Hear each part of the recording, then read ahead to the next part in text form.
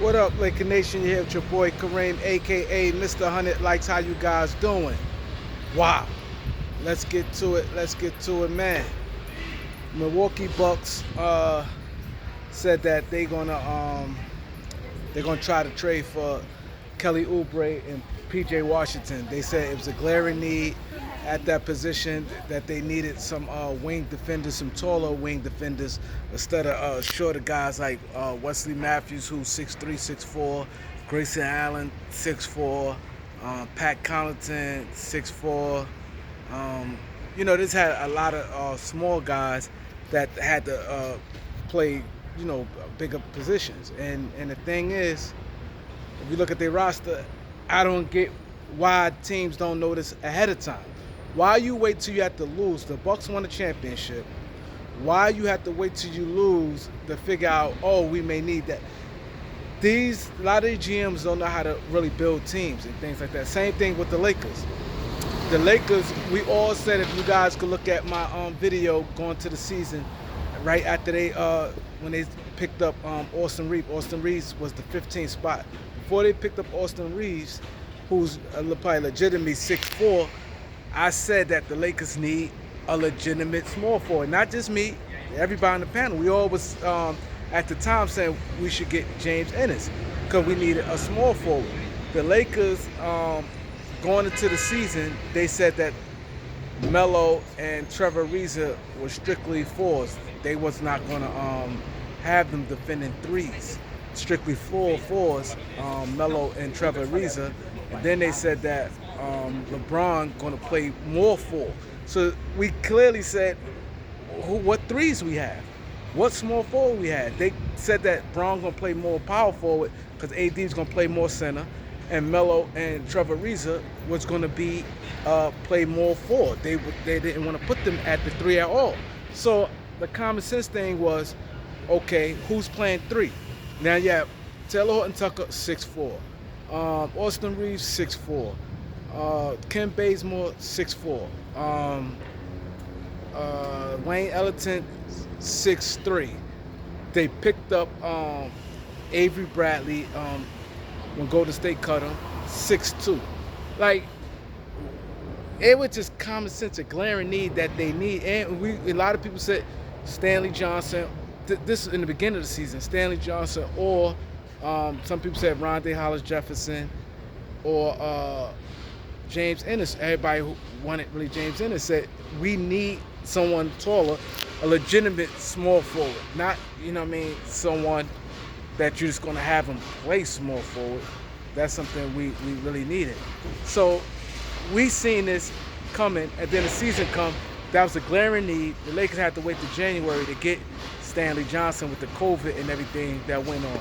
And the same with the Bucks. You look at the Bucks roster, they had a bunch of short guys. The guy, I can't pronounce his name, Norwalk, they list him as 6'8". I don't get why, because remember that day when I went to the Brooklyn Nets and the preseason, the Brooklyn Nets and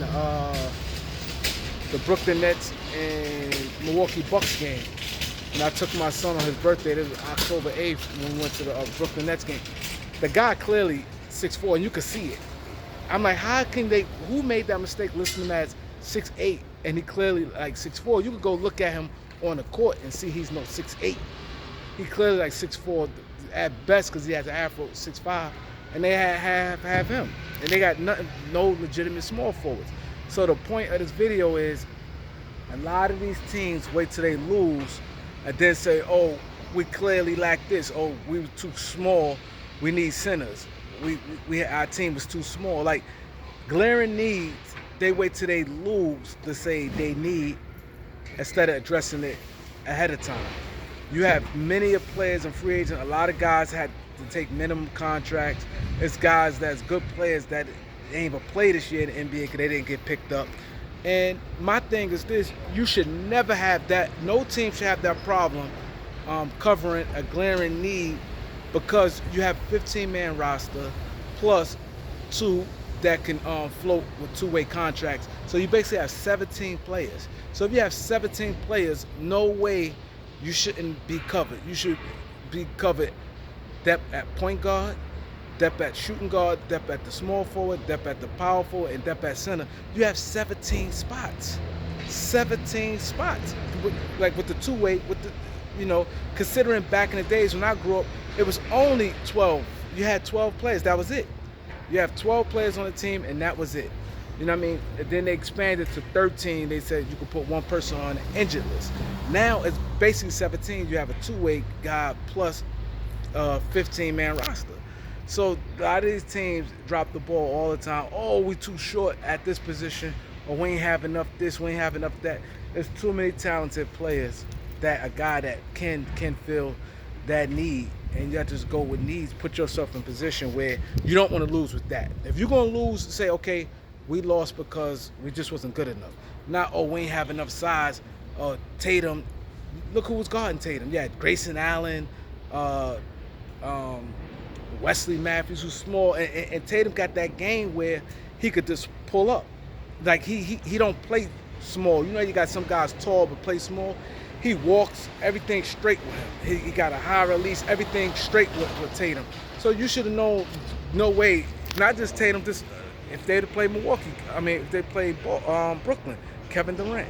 You cannot put yourself in these positions where you come back and be like, oh, we're too small. That should be no excuse. A lot of these teams keep making these amateur mistakes when they building out their roster. You cannot build a roster like that. With 17 guys, you can't. You should have a couple guys who can get their own shot. You should have a couple guys who can knock down threes. You should have shot blockers. You should have point guards, guys. At least if you figure three, you should at least have one who is a guy who could distribute the ball. You should have good free throw shooter. 17-man roster, you basically should have a little of everything. Like at least one person could do, okay, this guy, one thing, he could get his own shot. Not, oh, we don't get a bunch of shooters. Okay, then you don't got nobody who can get their own shot. Okay, we got guys get their own shot, then you don't got nobody who can shoot. You know what I mean? You got big men, they stretch five, but none of them could block shots. Or not one of them could defend the pick and roll. Like, it's too many guys in this league. Even guys, unknown guys, can fill that void. You just have to go out and do this. These guys, you get millions and $1 million to be a GM, a scout, and different things like that.